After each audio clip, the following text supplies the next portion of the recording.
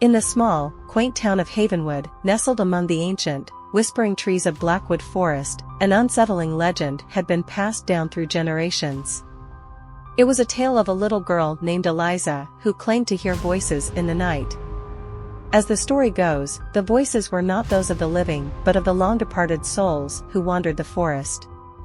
Eliza was an imaginative child with raven-black hair and eyes that shone with curiosity. Her parents, Mr. and Mrs. Evans, often indulged her whimsical tales of the unseen. They lived in a charming cottage at the edge of Blackwood Forest, the dense trees looming over their home like silent sentinels. It all began on a frosty winter's evening. Eliza lay tucked into her bed, her breath visible in the cold air. Her parents had read her a bedtime story and kissed her goodnight, leaving her room bathed in the soft glow of a night light. As she closed her eyes, she began to hear faint whispers in the darkness. At first, Eliza dismissed them as the rustling of leaves or the wind's gentle sighs. But the whispers grew more distinct, like the hushed conversations of distant friends. She strained her ears to listen, and the words became clearer, though still unintelligible. Eliza couldn't resist the temptation to follow the voices. She crawled out of her warm bed, donned her robe, and tiptoed toward the window.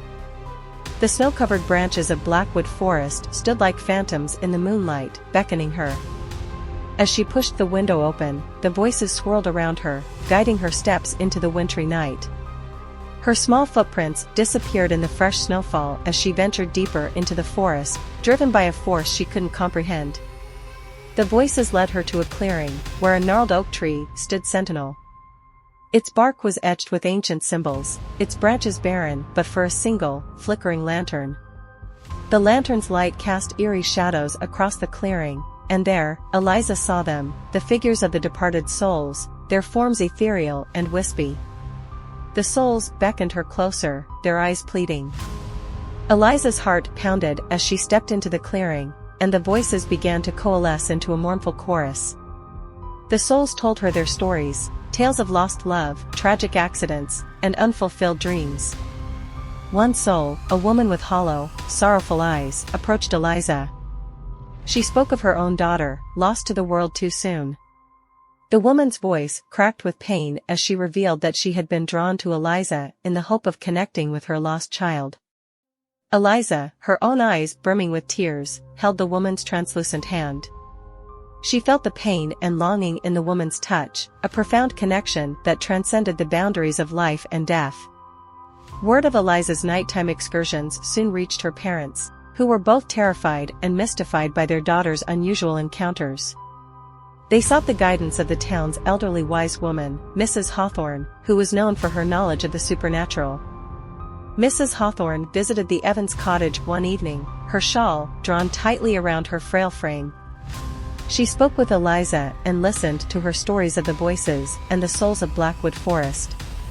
Her eyes, ancient and wise, glinted with understanding. The wise woman explained to Eliza and her parents that their little girl possessed a rare gift, a connection to the otherworldly.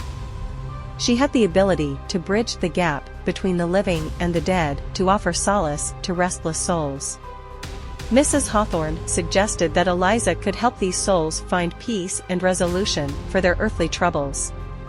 She would become a bridge for the voices of the departed, easing their suffering and allowing them to move on to the afterlife. Eliza, with her parents' support, continued to visit the souls of Blackwood Forest.